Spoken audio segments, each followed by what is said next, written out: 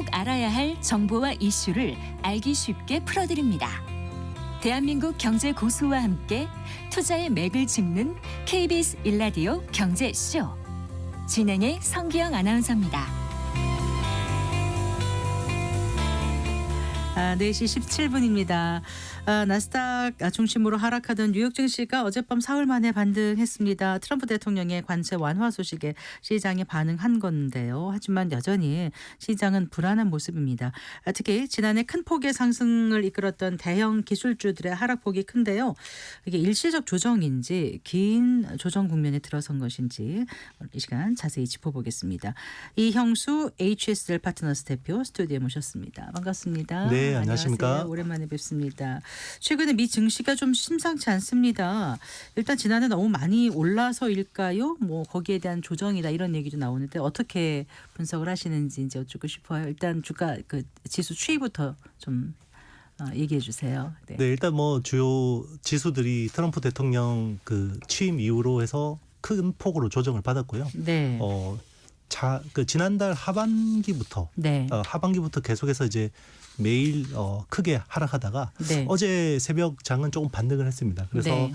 뉴욕 증권거래소 같은 경우는 지금 다우존스 30 네. 산업평균 지수가 이제 전장보다 485.6포인트 그러니까 네. 한 1.14% 정도 오른 네. 44,006.59에 이제 거래를 마감했고요. 네. 그리고 S&P 500 같은 경우는 64.48포인트 그러니까 퍼센트로는 1.12% 네. 정도입니다. 그래서 5,842 네네 맞습니다. 정도로 마감됐죠. 네. 네네. 나스닥은 어땠습니까?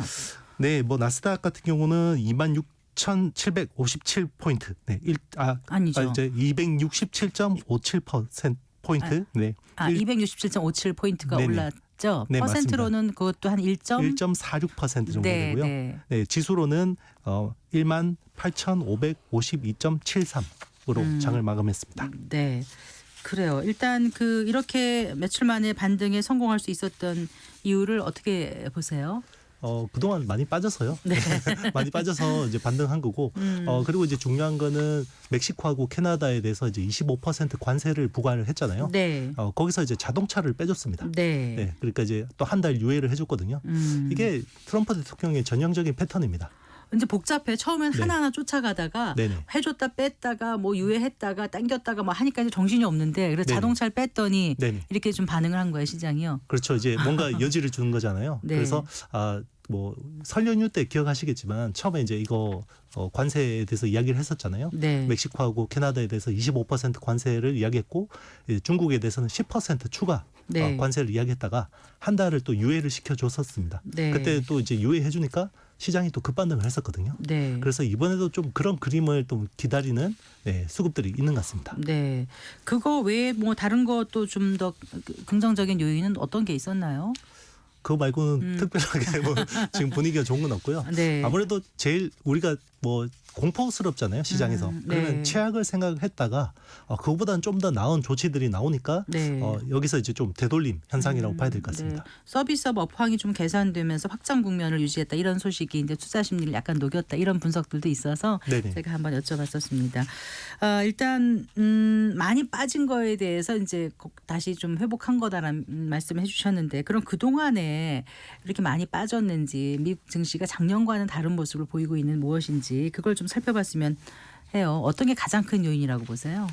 일단 이제 시장이 제일 싫어하는 거는 불확실성입니다. 네. 불확실성인데요. 지금 트럼프 대통령의 어떤 그 행정명령, 특히나 이제 관세 같은 경우는 굉장히 큰 불확실성이거든요. 네. 이게 이제 시장이 굉장히 이제 어떻게 보면 조정의 트리거를 건드렸다고 볼 수 있는 거고요. 네. 그리고 이제 그동안 보면 미국 시장이 너무 많이 올랐어요. 그래서 이제 금융위기 때만 해도 금융위기 직후 기준으로 보면 전 세계 시총에서 미국 증시의 비중이 40%였거든요. 네. 근데 최근에는 3분의 2 수준까지 올랐어요. 3분의 2. 네. 거의 67%까지 올랐거든요. 그리고 이제 그 중에서도 미국이 전 세계 시총에서 차지하는 비중이 높아졌는데 쏠림 현상이 굉장히 강해졌습니다. 네. 그래서 S&P 500이라는 그 지수가 있잖아요. 네. S&P 500 지수 안에서 M7의 비중이 30%를 넘어섰습니다. M7이라고 하면 이제 네. 7개 그 7대 빅테크 기업들이라는 말씀이시죠? 네, 맞습니다. 네. 테슬라, 애플, 아마존, 뭐 엔비디아, 알파벳, 메타, 구글, 맞습니다. 레지주사인 알파벳. 네, 네, 맞습니다. 네, 예. 그런 7개 회사들의 빅테크들의 비중이 역대급으로 높아져 있었던 거죠. 네. 그러니까 너무 높았었는데 그게 이제 떨어지게 된 게 불확실성 때문이라는 말씀이셨나요? 제가 지금 약간 놓친 것 같기도 하고. 네, 네, 맞습니다. 그래서 이제 그동안 쏠림 현상이 너무 많았고요. 네. 그러니까 이제 쏠림 현상이 많다 보니까 아무래도 불확실성이 더 취약해질 수밖에 없는 구조가 됐는데 거기에 이제 트럼프 대통령의 이제 어떤 그 불확실성을 더 가미시킨 거고요. 그리고 이제 뭐 그동안에 이제 그 빅테크들의 어떤 성장률 자체도 굉장히 좋았거든요. 네. 그 실적 성장이 뒷받침됐기 때문에 이런 쏠림 현상이 충분히 이제 커버가 될 거다라고 했었는데 만약에 이제 트럼프 대통령의 어떤 관세라든지 이런 정책들이 실제로 시행이 되게 되면 빅테크들이 당장 실적에 굉장히 큰 영향을 받게 됩니다. 당장 받아요? 네, 맞습니다. 어떤 식으로 영향을 받죠? 뭐 예를 들면 아무래도 그 중국 쪽에 매출 비중이 높은 애플이나 테슬라 같은 회사들은 네. 중국에다 굉장히 많이 팔고 있잖아요. 그리고 이제 내구 소비재잖아요. 네, 네. 그런데 만약에 관세로 인해서 이제 미국 소비자들이 그 가격이 이 관세가 전가되게 되면 네. 아무래도 수요가 줄어들 수밖에 없기 때문에 네. 이제 그런 부분들을 걱정할 수밖에 없고요. 그리고 이제 뭐 플랫폼 기업들 같은 경우는 지금 그동안 AI 쪽에 굉장히 많은 투자를 하고 있거든요. 그래서 보통 자본 지출이라고 해서 캐펙스라고 하는데요. 네. 그런 쪽에 지금 AI 쪽에 거의 군비 경쟁처럼 하고 있는데 아무래도 이제 지금 시장이 불확실해지고 하면 아무래도 금리에다가 또 영향을 줄 수 있고요. 그러면 이제 자금을 조달하기가 어려워지잖아요. 금리가 비싸지면? 네, 맞습니다. 네. 그러면 이제 또 투자가 불확실해지고 네. 그런 것들이 또 이제 주가에도 영향을 줄 수 있는 거죠. 아, 그래요. 그러니까 일단 관세 조치가 그 기업 실적이나 경제에 반영되는 데는 좀 시간이 걸린다고 생각하는데 꼭 그렇지는 않다. 즉각 반영되는 것들도 있다 이런 말씀이시군요. 네, 일단 이제 경제에 영향을 주기에는 거의 한 2개 분기 이상, 보통 네. 6개월 이상 걸리거든요. 네. 그런데 이제 기업들 실적 같은 경우는 당장 영향을 줄 수도 있습니다. 네, 특히 이제 최근에 기술주 중심인 나스닥 종합 같은 경우에 낙폭이 두드러지지 않았습니까? 특히 그 애플, 엔비디아, 테슬라 등이 큰 폭으로 하락세를 보였는데요. 각각의 그 종목별로 조금 더 분석을 해주실 수 있나요? 어떻습니까?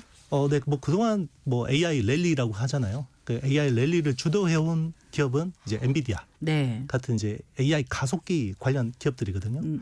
뭐 엔비디아라든지 아니면 브로드컴이라든지 네. 뭐 이런 회사들이 이제 그동안 굉장히 많은 돈을 벌었죠. 왜냐하면 빅테크들이 AI 군비 경쟁을 하면 네. 결국 자기네 회사의 데이터 센터에다가 누가 엔비디아 칩을 최대한 많이 갖다 놓는지가 중요하거든요. 근데 수요는 폭발적이고 공급은 제한적이다 보니까 굉장히 가격이 뛸 수밖에 없는 상황이었잖아요. 네. 네, 그래서 이제 엔비디아가 그동안 계속해서 분위기가 좋았는데 굉장히 비싸게 잘 팔았었죠. 그런데 이제 계속해서 정책적인 불확실성이 계속해서 생기는 거죠. 그러니까 사실 최근에 뭐 엔비디아 주가가 영향을 받은 거는 실적 자체의 영향보다는 네. 아무래도 이 정치적인 리스크가 더 크게 작동했다고 볼 수 있거든요. 네. 뭐 원래 바이든 행정부 때도 중국으로 이제 엔비디아 칩, 고성능 칩이 들어가는 거는 계속해서 막았었어요. 그래서 엔비디아가 발표하기에 따르면 중국 데이터 센터로 들어가는 엔비디아 매출 비중이 한 자릿수밖에 안 된다라고 했거든요. 네. 그래서 잘 막고 있겠구나라고 했는데 최근에 우리 딥시크 사태 터졌잖아요. 네. 네. 딥시크가 나오면서 네. 설 연휴 바로 직후였었나요? 그때였던 거를 기억납니다. 그렇죠. 그래서 뭐 딥시크가 지금 뭐 알려진 거는 굉장히 싸고 저렴하게 예. 컴퓨팅 파워가 낮은 칩으로 잘 했다고 하지만 이게 점점 더 실제로 보니까 그게 아닌 거죠. 그래서 딥시크의 모기업인 이제 그 하이플라이어라는 네, 이제 네. 그 회사에는 실제로 엔비디아 H100이라는 고성능 칩이 5만 장 이상이 있다라는 추정도 있거든요. 네. 그러면 그런 칩들이 어떻게 들어갔냐? 미국이. 그러니까요. 네. 최근에 이제 조사를 해보니까 싱가포르로 수출된 엔비디아 고성능 칩 비중이 18%가 되는 거예요. 그래서 이게 그 싱가포르에서 다 소화가 되는 건가라고 봤더니 네. 싱가포르나 말레이시아나 대만 등을 통해서 중국으로 들어간 칩들이 많다라는 거죠. 네. 네, 그런 것들이 최근에 싱가포르 정부가 조사에 착수하면서 이게 중국으로 굉장히 많은 우회해서 수출이 되고 있구나라는 라고 해서 조사에 들어갔습니다. 네. 그런 것들이 엔비디아 주가에는 좀 부정적인 영향을 미쳤다고 볼 수 있습니다. 지난해 8월인가요? 그때 그 AI 버블 논란 잠깐 있지 않았었습니까? 그때 잠깐 좀 떠올려 본다면은 인텔이 하루 새에 거의 얼마나 빠졌었죠? 그때 한 20몇 % 빠졌던 기억이 날 거예요. 근데 이번에는요 좀 다른 게 이제 말씀하신 그 중국의 저비용 AI 딥시크 공개되면서 이제 일부 기업들의 AI의 과잉 투자 아닌가 이런 논란이 나왔지 않습니까?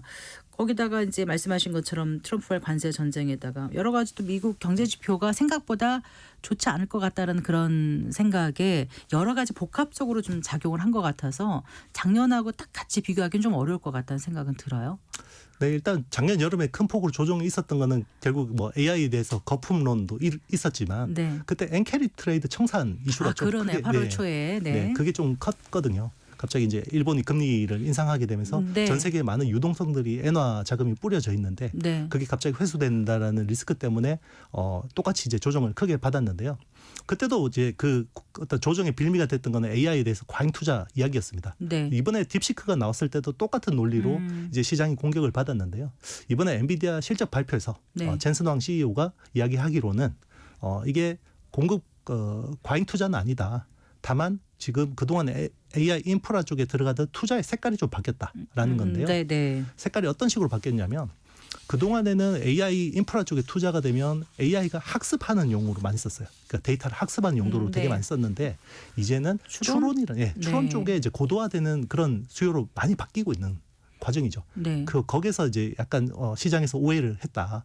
그리고 이제 거기에 좀 의혹을 더 부추긴 게 딥시크의 어떤 논란이었고요. 예. 그리고 이제 딥시크도 처음에 공개된 것보다는 훨씬 더 알고 보니까 더 많은 컴퓨팅 파워를 사용한 걸로 이제 파악이 되고 있잖아요. 네. 그래서 제가 보기에는 이게 결국은 수요에 대한 어떤 걱정보다는 어떤 그 외부 변수들 특히나 이제 정치적인 리스크에 대해서 많이 걱정하는 것 같고요.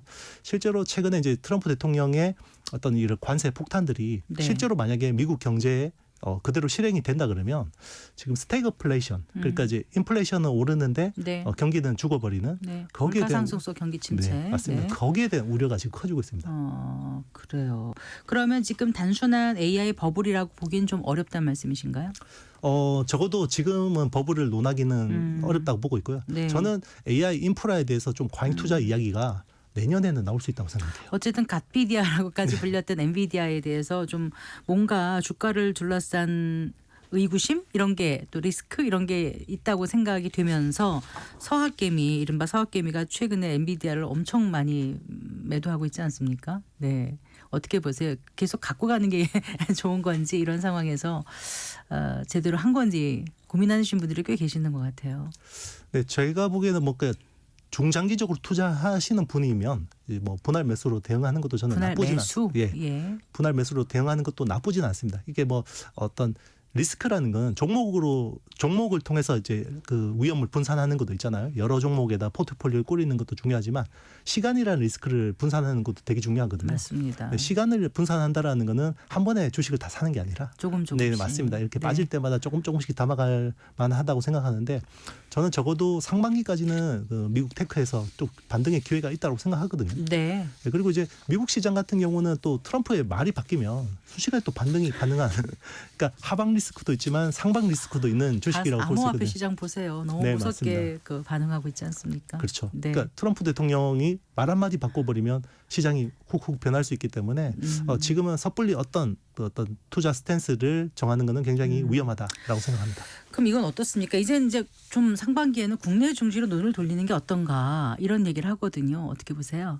네, 굉장히 좋은 전략일 수 있습니다. 왜냐하면 작년 하반기까지만 해도 거의 뭐 미국 시장은 계속 오르는데 한국 시장은 계속해서 조정을 받았거든요. 그런데 이제 올해 들어서는 뭐 미국 시장이 빠지면 한국 시장도 영향을 받긴 하는데 네. 상대적으로 좀 둔감한 것 같아요. 그러니까 미국이 만약에 뭐 5% 빠지면 한국은 그중에 절반밖에 조정을 받지 않고 작년하고 굉장히 다른 모습인데요. 사실 이제 한국 시장이 이미 안 좋은 부분들을 작년 하반기에 선반영했던 측면들이 있고요. 그리고 전 세계 증시에서 한국이 제일 경기에 제일 선행 지표입니다. 왜냐하면 그게 무슨 말씀이세요? 한국 증시가 네. 경기의 선행 지표라고요? 네네 맞습니다. 선행 지표인데요.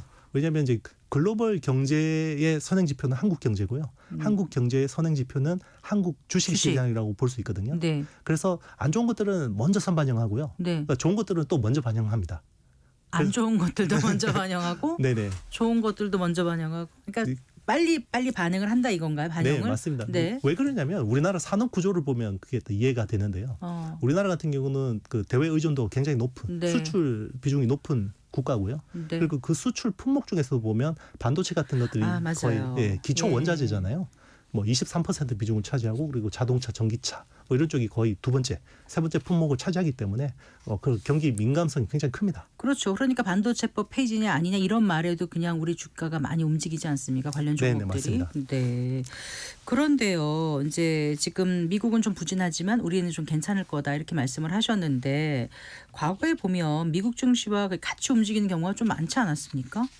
그래서 그렇죠. 올해만 이게 디커플링 따로 갈 건가? 이렇게 하기엔 또 확신이 안 되는 분들도 꽤 계실 것 같았어요. 상반기만 놓고 보면 상반기만. 약간 디커플링 가능성이 높은데요. 네. 일단 첫 번째 이유는 국민연금의 국내 주식 매수 여력이 남아 있습니다. 아, 네. 네, 아직 뭐 한 6조, 7조 정도의 매수 여력이 남아 있고요.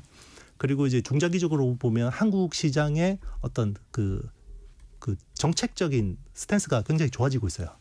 무슨 예를 들면 말씀이시죠? 뭐 네. 상법 개정이 되면 네. 그 한국 주식의 가치에 대해서 재평가될 수 있는 너무 네. 저평가돼 있는 게 네네. 밸류에이션이 제대로 맞습니다. 평가받을 밸류에이션이 수 있는. 재평가될 수 있을 수도 있고요. 네. 그리고 이제 뭐 배당 확대 정책. 네. 그리고 이제 지금 뭐 한국에서 지금 보면 AI 인프라 쪽에 굉장히 많은 투자 이런 그 흐름들이 나오고 있잖아요. 네. 이번에 정부에서도 뭐 이제 일단은 엔비디아 GPU를 뭐 1만 장 먼저 당겨서 선투자하겠다. 네. 2027년까지 3만 장을 투자해서 확보하겠다. 뭐 이런 것들이 사실 주식시장 전반적으로는 긍정적으로 작동할 수 있는 거죠. 네. 자, 그러면 어쨌든 AR 기술 전환이 계속 빠르게 진행되고 있지 않습니까? 이런 상황에서 지금 이제 미국의 M7을 중심으로 한 빅테크의 그 조정장의 시작일지 아니면 이제 반짝 조정일지 조금 더 말씀을 해주신다라면 어떻게 보세요? 과거 사례와 비교할 때 이런 걸 판단하려면은 어떤 흔히 말하는 시그널이라든가 그런 게 좀 유효할까요? 그러니까 어떤 걸 보고 우리가 이게 일시적일지 좀 계속 갈 건지 판단하고 투자에 임해야 될까요? 사실 이제 테크 쪽에서 놓고 보면 뭐 그동안 이제 미국 증시나 우리 증시를 주도한 거는 결국 테크고 그중에 AI하고 반도체를 빼놓을 수가 없거든요. 네. 그러면 이제 반도체 수요 측면에서 보면 한 세 가지 정도를 볼 수 있어요. 반도체 수요에서 첫 번째는 이제 서버입니다. 데이터 센터에 들어가는 서버인데 그건 이제 B2B 제품이죠. 네. 그리고 이제 B2C 제품이 두 가지가 있어요. 스마트폰하고 PC가 있는데. 네. 그런데 그게 사이클이 좀 엇갈렸어요. 원래는 보통 반도체라는 게 그 세 가지 품목이 비슷하게 움직였거든요. 네. 예전에는. 근데 이번에는 AI만 좋고 논 AI로 가는 PC하고 스마트폰은 계속 안 좋았거든요. 네. 근데 이제 지금 뭐 AI 쪽은 작년에도 계속 좋았고요. 지금도 좋습니다. 근데 이제 걱정하는 거는 이제 AI 서버 쪽이 이제 꺾일 거다라는 이제 우려거든요. 네. 그런데 B2C 제품인 스마트폰이나 이제 PC용 반도체 수요는 네. 빠르면 올 2분기 늦어도 올 3분기에는 반등을 할 거라고 예상하거든요. 네. 그러면 시장은 또 이걸 6개월 선행해서 반응을 하잖아요. 네. 그래서 지금 좋은 부분하고 안 좋은 부분들이 섞여 있는데 가장 이상적인 거는 만약에 AI 사이클이 올 상반기까지 버텨주고 네. 거기서 이제 B2C인 이제 그 제품들이 턴어라운드를 한다 그러면 네. 굉장히 강하게 또 반등할 수 있는데 지금 이제 미국 빅테크 투자에서 제일 중요한 거는 빅테크들의 AI에 관한 자본 지출입니다. 네, 자본 지출이 되게 중요한데요. 근데 이게 사실 B2C 제품 대비해서 이게 좀 추정하는 게 되게 힘들어요. 왜냐하면 회사들이 뭐 예를 들면 2022년에 메타가 네. 자본 지출을 480억 달러 하겠다라고 발표를 했었거든요. 네. 근데 그때 메타버스가 갑자기 붐이 죽어버렸죠. 네. 그러다가 2주 있다가 네. 480억 달러를 이야기했는데 54억 달러로 거의 10분의 1 토막이 났거든요. 그렇게요. 네. 네. 그러면 이제 반도체를 파는 입장에서 어떻겠어요? 재앙이잖아요. 네. 그러면 반도체 관련 밸류체인들이 그렇게 한번 출렁거렸었거든요. 이번에도 네. 이거를 걱정하는 겁니다. 네. 그래서 빅테크들이 AI 투자를 갑자기 줄일 가능성에 대해서 우려하는데 이제 그래서 빅테크들의 실적 발표에서 AI 자본 지출 흐름을 굉장히 면밀하게 좀 관심 깊게 보는 게 중요할 것 같습니다. 그 상반기에 그 미국보다는 한국 증시에 관심을 가지는 게 괜찮다 이렇게 말씀을 해주셨는데 미국도 그 증시가 하락하는 것을 트럼프 대통령이 그냥 보고만 있을까 뭔가 부양 대책이 나오지 않을까 이런 얘기도 하더라고요. 맞습니다. 그래서 이거를 한쪽으로 투자를 그래서 미국 주식 다 팔고 지금 한국 주식 다 들어오면 굉장히 위험한 거죠. 그러니까 이제 적절하게 비중을 이제 조절하는 게 좋은데 네. 그 동안에는 이제 미국 쪽 비중이 높았다 그러면 이제 조금씩 이제 한국 쪽 비중을 높이는 것도 나쁘진 않습니다. 그런데 네. 아예 미국 주식 다 팔고 들어오기에는 지금 굉장히 뭐 불확실성이 큰 상황이죠. 네. 이제 양회가 개막된 지 며칠 안 됐는데요. 그 중국 시진핑 주석이 이제 어김없이 그 AI 굴기를 강조하고 있지 않습니까? 앞으로 그 저비용 AI 딥시크 같은 이런 것 개발에 더욱 박차를 가할 것으로 보이는데 그러면서 점점 더 미중 AI 패권 정쟁은 격화되지 않겠습니까? 우리가 아직 모르지만 앞으로 나올 만한 주목할 만한 AI 기술 대중적으로 알려지지 않지만 어떤 데 투자하면 괜찮을까요? 뭐 사실 그 기술을 알고 정확하게 투자하기는 굉장히 힘든 건데요. 네. 최근에 이제 사실 저는 이제 수급적으로 보면 미국 주식이 빠지고 중국 주식이 특히나 테크 주식이 오르는 거는 대안이 생겼다라는 거예요. 대안. 네, 대안이. 네. 그동안에는 사실 중국 시장이 너무 안 좋기 때문에 미국으로만 쏠렸는데 글로벌 자금 흐름이 이제는 중국 테크 쪽으로 좀 흘러가는 흐름들이 있다고 보거든요. 이번에 저는 그 5년 만에 복귀한 알리바바의 마윈 회장 있잖아요. 네, 네. 마윈 회장이 시진핑 주석하고 악수하는 장면이 악수까지, 예. 저는 결정적인 사건이라고 보고 있거든요. 그러니까 복귀시키고 마윈 회장이 돌아오자마자 바로 460억 달러 투자하겠습니다. AI 쪽으로. 그래서 AI 중국 AI의 돌격 선봉장을 하겠다라는 네. 거거든요. 그래서 앞으로 이제 그런 쪽으로 투자는 더욱 활발해질 거라고 예상하고 있고요. 네. 그래서 이제 중국 쪽의 투자가 뭐 유망하긴 한데요. 근데 이게 또 최근에 너무 단기적으로 급등한 측면도 있습니다. 네. 그래서 섣불리 좀 따라가는 거는 조금 이제 조심할 필요도 있습니다. 그래서 어떻게 하면 좋을지 끝으로 좀 말씀해 주신다면은요. 제일 좋은 거는 비중을 분산하는 건데요. 네. 예를 들면 한국의 뭐 40% 그리고 미국의 45% 그리고 뭐 중국의 15% 정도 이런 식으로 이제 비중 분산하는 게 제일 좋고요. 그리고 개별 기업을 투자하기 힘들다 그러면 ETF 같은 네, 상품들을 네. 활용하는 것도 굉장히 좋은 전략입니다. 알겠습니다. 말씀 잘 들었습니다. 고맙습니다. 네, 감사합니다. 이형수 HSL 파트너스 대표와 얘기 나눠봤습니다.